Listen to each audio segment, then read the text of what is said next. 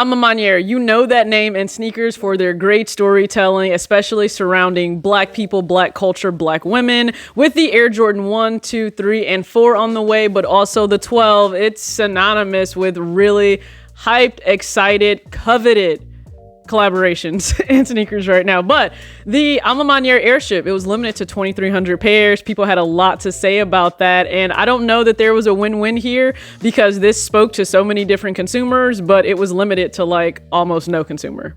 I surround my soul with the positivity. That's why I don't worry about the things that I don't see. Yeah. These days I don't worry about much. I think we should have some more fun. I still dream about the days when we were young. I'll take a hit and What's going on, everybody? It's your girl TJ back, another video on Talks with TJ, and this is just a quick one. Like, I had a lengthier discussion on Twitter about this, but I just wanted to give you my thoughts real quick on the I'm a Maniere airship that dropped on Friday, August 26th. Again, it was limited to 2,300 pairs, retailed at $140, so a very reasonable price for a collaborative pair to drop, because normally we're looking to pay anywhere from 160, maybe 200 for collaborations these days. So that was nice to see that price point, but the price point didn't matter because the probability of you getting your hands on this as a consumer was just super, super low. I mean, 2,300 pairs, that's limited. That's a really low stock number. Now, there's a great article on Footwear News that you guys can read, and it's an interview with James Whitner himself of, of course, head of the Whittaker Group and the I'm a Maniere and Social Status collaborations, and he went through an extensive kind of, overview of their decision to go a little bit less all in terms of the branding of I'm a Maniere on the shoe. They kept it classic, kept it subtle. You have blue, you have white, I'm a Maniere on the tag. They didn't do a whole lot, and it is numbered on the interior lining of the sneaker itself. I think it's a clean execution. I also think we'll see a true I'm a Maniere branded pair with more of their influence on the actual sneaker itself that will possibly change what we know as the airship. Now, if you guys remember, the airship, first off, it even coming back into production, all of that gratitude and thanks, I think, should go to MJO23 Dan, because if you guys know anything, he had an entire petition signed to bring that back. I'm not even somebody that's crazy about the airship in itself, like just the design of it necessarily, like, oh my God, it's something I had my heart set on. No, but I'm pretty sure, I feel like I still signed the petition to bring it back. And I was excited for people that really want this to return. Now, it is kind of a, if you know sneaker, right? Because what really started the Jordan 1 craze, he was in an airship. He wasn't in a Jordan 1 yet. So there was an entire petition signed to bring that back. So those who were truly in love with it, anytime you see an airship drop, you really hope there's some of the people able to get their hands on it. I don't feel like that was necessarily the case right now. And it being limited, listen, that's going to frustrate people in itself. But then the fact that it was limited and there was an online raffle, I think that added to the frustration, because there was really no chance, and from everything seen, there wasn't a domain change when the shoe dropped, so bots were able to easily get their hands on it. And if you look on the secondary markets, it really gives the perception that people bought these and immediately listed them for resale, not to wear and enjoy. I've seen 2 people actually have these pairs seated to them, and I know that they're individuals that wear their shoes immediately, so that's awesome to see. But, for everyone else, the frustration was enormous. People were able to get through on like a restock, but it was really just a ghost order and your order was canceled immediately after. That's not great for customer experience, or consumer experience, I should say. And then some people were able to pick their pair up via the local raffle or in-store raffle, which, if you're going to ask my personal opinion just on this drop, because it was so limited, I would have been very, very much okay with it being limited to just the in-store raffle.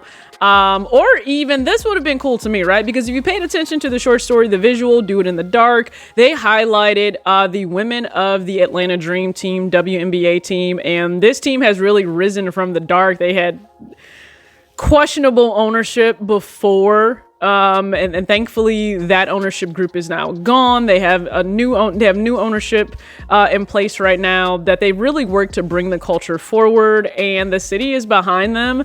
I mean, the city showed out during the season for them. And let's talk about the awards though also won. So Associated Press named Tanisha Wright the Coach of the Year, which is amazing. So many flowers to her. But then also Ryan Howard, which, I mean, phenom, #1 draft pick from Kentucky, and she showed out all season. Like, to me, there was no question she should receive the Rookie of the Year award, and she received that as she deserved to. So James chose to use these individuals and a few other women on the team within the visual, the short story, I guess, or short movie itself, about Do It in the Dark, rising above, Black women having to do so much, being such a prominent part in the core of the communities when it comes to Black culture and growing up and within a Black family. And that's also very much so the truth as well for sneakers. So I love the visuals. I always do. Like, he speaks to you in such a profound way in everything that he does for that. But I think that's also adding to the frustration. People see so much of themselves and their heritage and what they may believe in, and then like you don't really have a chance to get the shoe. So I think that's frustrating. I think also you brought in a different consumer base maybe, or fan base that may have wanted to go for this shoe outside of the traditional sneakerhead. If you had people that were simply fans of the Atlanta Dream, that were fans of Tanisha Wright or Ryan Howard, or they were Kentucky fans, and then they saw this shoe and it's pretty much Kentucky blue, and then you have, it's in white and blue, they may have wanted to go forward. So now you've truly opened up a wider range of consumers going for only 2,300 pairs. Your probability continues to wane and wane and wane and wane and wane and go down. So I also would have loved to have seen these pairs, maybe like the schools purchase them for Black female coaches that are head coaches right now. I just think you could have gone a number of different ways, but no matter what, people would have had an issue with that, right? If he only provided pairs to locals, people would have had an issue with that. If he only provided pairs to players, young athletes coming up, it doesn't matter. People would have had an issue with anything, but just the fact that it's a coveted model that finally came back for a core group of sneakerheads within the game, they can really get their hands on it. Really sat out of this drop, didn't even go for the airship. I wanted others that were really interested in the model to go for it, and unfortunately they still couldn't get it. But yeah, just my thoughts on the Maniere airship. Go ahead and comment your thoughts below. Again, all of the flowers are deserved for the visual. Do it in the dark. I loved everything I saw there. Big WNBA fan. Tanisha Wright, Ryan Howard, they deserve so many flowers. But from the sneaker perspective, it was chaos and it was a letdown for a lot of people. But comment your thoughts below. I really appreciate you guys tuning in. As always, act your age, not your shoe size. Peace.